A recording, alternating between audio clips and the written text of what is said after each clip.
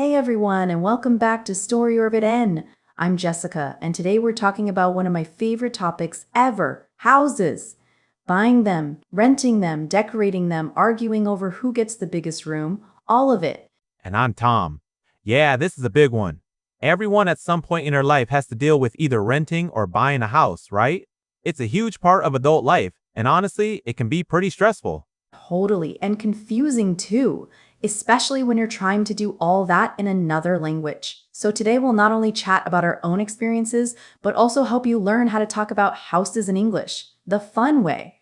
Yeah, no boring grammar drills today. Just natural English you can actually use when you say things like, this room is occupied, or I'm looking for a flat downtown. Right. And by the way, Tom, let me start with a question.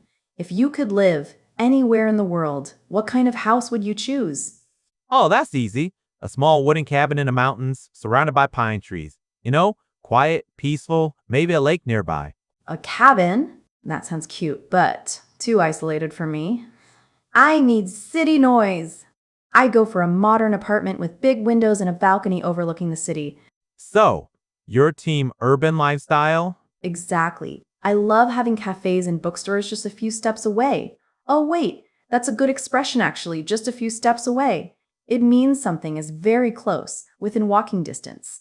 Yeah, like you could say, the supermarket is just a few steps away from my house, meaning it's really near. Right. Okay, so you're in your cozy mountain cabin and I'm in my fancy city apartment. But let's talk about how people actually decide where to live. For example, what's the first thing you look for when renting a place? Um, I say location first. You know what I was saying? Location, location, location. Ha! That's such a classic real estate phrase. It basically means that the location of a property is the most important thing. You can change the furniture, you can repaint the walls, but you can't move the building itself. Exactly. And at the location, I'd look for size. I don't need a huge house, but I hate it when rooms feel cramped. Oh, cramped is a good word.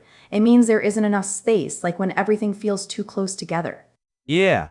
So a cramped apartment is one that's too small for comfort. So true. But sometimes people say cozy when they mean small too, but that has a positive meaning. Right. Cozy means small but comfortable, warm, and pleasant. So if you say your apartment is cozy, it sounds nice, but if you say it's cramped, it sounds negative. I love that difference. So let's say you found a cozy place. What comes next? Paperwork. The worst part. Totally agree. When renting, you have to sign a lease, right? Exactly. A lease is the legal contract that says how long you'll rent the place, how much you'll pay, and all the conditions. And sometimes the lease has all these weird rules like no pets or no painting the walls. Yeah? Or no loud music after 10 p.m. I once had a landlord who banned candles because he thought I'd start a fire. Seriously? That's so extreme. But it's a good reminder for listeners. Always read the fine print. That means the small details in a contract that people often ignore but are super important. And then comes the deposit. That money you have to pay upfront is security. Yeah, like if you break something or don't pay your rent, the landlord can use that money. Oh, and that's another word, landlord. That's the person who owns the property you're renting. And if it's a woman, it's landlady. Yep. So tell me, have you ever had a bad landlord? Oh my gosh, yes. My first apartment in London had the worst one. He never fixed anything. The shower leaked for weeks. That's awful. So did you say the shower is leaking? Exactly. To leak means water is escaping where it shouldn't. You can say the roof is leaking or the faucet leaks. It's a very common household problem. And sometimes people even say the air conditioner is leaking if it's dripping water. Yeah. But okay, let's talk about buying a house now. That's like the next level of stress. Totally. When you buy a house, you have to think about mortgages, inspections, and even neighborhoods. For those who don't know, a mortgage is a big loan you get from a bank to buy a house, and then you pay it back slowly over many years. Yeah, it's like you don't actually own your house fully until you finish paying that mortgage. Which can take, what, 20 or 30 years sometimes? Easily. That's why I think renting is more flexible. True, but buying gives you more stability. You can do whatever you want with the space, like paint the walls purple if you want. Yeah, try painting a rented place purple and see what your landlord says. Exactly. You'd probably lose your deposit immediately. So, would you rather buy or rent? I think rent for now. I like being able to move around. What about you? Buy, definitely. I like the idea of having something that's mine. Plus, you can rent it out later if you move. That's true. To rent out means to let someone else live in your property and pay you. Like, I rent out my old apartment to a student. Yeah. Or, I'm renting out the guest room. Oh, that's another topic. Rooms in a house. Good one. Let's go do some basic ones because sometimes people confuse them, like living room versus sitting room. Right. In the US, we say living room. In the UK, sitting room or even lounge is common. Exactly. That's where you relax, watch TV, or hang out with friends. And bedroom is obvious, but sometimes people forget there are other rooms like study or office. Oh, study is a good one. It's like a small room for reading or working, usually with a desk. And guest room is where visitors sleep. You could say, the guest room is occupied tonight, meaning someone is using it. Yeah, occupied means it's in use, while vacant means empty or available. For example, in a hotel, you often see signs saying vacant or occupied. Oh, and in bathrooms too. Like when the sign says occupied, you know someone's inside. Right. So funny how one word can fit so many contexts. Speaking of bathrooms, I've always found the number of bathrooms in American houses kind of shocking. Yeah, you mean like 3 bedroom, 2 bathroom houses? Exactly. So much cleaning. I grew up in a small flat and we had one bathroom for everyone. Me too. Flat is the British word for apartment, by the way. So, depending on who you're talking to, both are fine. Right. Americans say apartment. Brits say flat. And they also say lift instead of elevator. Yeah. And ground floor instead of first floor. That one always confuses learners. So in the UK, the ground floor is at street level and the first floor is above it. In the US, the first floor is the one at street level. I've made that mistake so many times. Once in London, I told someone my hotel room was on the first floor, but they thought it was upstairs. Classic mix-up. So, Tom, do you remember your first place after moving out from your parents' house? Oh yeah. It was a tiny studio apartment. Basically one room that was everything. Bedroom, living room, kitchen. That's another good term, studio apartment. It means a small apartment with one main room and usually a separate bathroom. Yeah, mine was so small that when I opened the fridge, I had to move my chair. That's hilarious. So, did you decorate it? Kind of. I got a secondhand sofa and a few posters. Nothing fancy. Secondhand means used, right? Not new. Exactly. So if you buy furniture from someone else, it's secondhand furniture. I love secondhand stores. You can find cool, vintage stuff there. Totally. Okay, here's a question. If you were house hunting right now, what's one thing you couldn't live without? Natural light. I need sunlight in the morning. I hate dark rooms. Oh, wait. Let's explain that phrase, house hunting, because it sounds funny if you don't know it. It's not about ghosts or haunted houses. House hunting means looking for a place to live, like searching for a new house or apartment. Exactly. So if you say, I'm house hunting this weekend, it means you're visiting different places, checking online ads, or talking to real estate agents to find your next home. Yeah, and by the way, haunted house is a different story.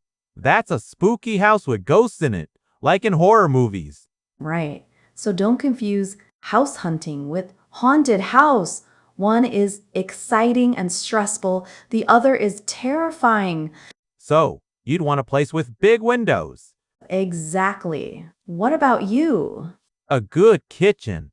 I love cooking, so I'd want space for that. Oh, so like an open plan kitchen. That's when the kitchen and living room are in the same open space, right?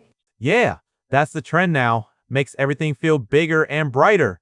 But it also means the smell of garlic spreads everywhere. True, but worth it. So, for listeners, open plan is a useful word. It means there are no walls separating spaces, often used in modern homes or offices. Yep, and you could also say spacious for a place with lots of room. Like, the living room is very spacious. Or the opposite, tiny. My flat is tiny, but I love it. Exactly. So, speaking of sizes, do you remember any funny situations while house hunting? Oh my gosh, yes. I once went to see a flat that looked huge in the photos, but when I arrived, it was basically a closet. Classic trick. Real estate photos always make things look bigger. Right. They use wide angle lenses and perfect lighting. It's like Instagram filters for houses. True. That's why it's always better to visit in person. For sure. And speaking of visits, when you go to see a place, that's called a viewing. Oh, yeah. Like, I have a viewing tomorrow at 5. Exactly. And after the viewing, you can make an offer, meaning you tell the owner how much you're willing to pay. And then comes the negotiation part. That can get intense. Totally. People try to bargain or negotiate to get a better price. Yeah, to bargain means to try to get a lower price. Like I bargained with the landlord and saved $100. I'm terrible at bargaining. I just agree with the first price. Same. I feel guilty asking for discounts. So, what about furniture vocabulary? Because that's another area learners struggle with. True. Like the difference between sofa and couch. Yeah, both are fine, but sofa is a bit more formal. And armchair is the single seat version. And don't forget bookshelf for where you keep books and wardrobe for clothes. Americans often say closet instead of wardrobe. Right. And dresser is another one. It's like a chest of drawers for clothes. Oh, and one of my favorite words, attic. The room under the roof. People often use it for storage. Exactly. And the opposite is basement, the room below ground level. So listeners, here's a fun question for you. What kind of place do you live in? Do you have an attic? Do you have a garden? Tell us in the comments. Yeah, we'd love to know. And use the vocabulary we're talking about. Speaking of gardens, do you like doing any gardening? I try, but I don't have a green thumb. Oh, that's a fun idiom. To have a green thumb means you're good at growing plants. Yeah, so if someone says, my mom has a green thumb, it means she's great with plants. I, on the other hand, kill every plant I touch. Oh, same. I even managed to kill a cactus once.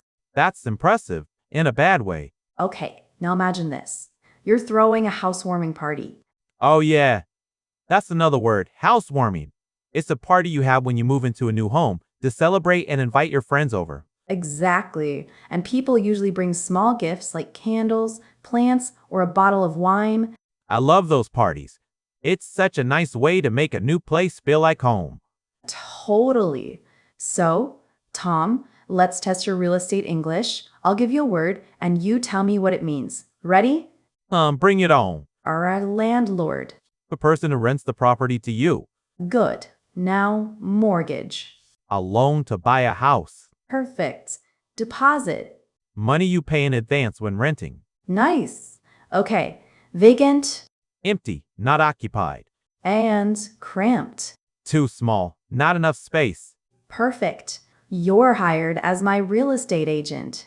Thanks. I'll start by finding you a cozy flat with lots of sunlight. Deal. But only if it's near a good coffee shop. Of course, coffee is non-negotiable. So before we wrap up, let's quickly review what we learned today. Yeah, we covered a lot. Words like lease, deposit, mortgage, landlord, vacant, cramped, cozy, spacious, and studio apartment. Plus expressions like open plan kitchen, housewarming party, and to have a green thumb. And differences between British and American English, like flat and apartment, lift and elevator. Exactly. Still, listeners, here's your challenge. Write in the comments a short description of your home or your dream home using at least 2 of the words we talked about today. Yeah, for example, my dream house is a spacious apartment with an open plan kitchen and a balcony. Something like that. Perfect example. And remember, it's not about being perfect. It's about practicing and having fun with English. That's right. So thank you all for tuning in to StoryOrbitEN. We'll be back soon with another fun topic. Until then, keep learning, keep smiling, and maybe clean your room. It might be cramped for a reason. Bye! Good one. Bye, everyone.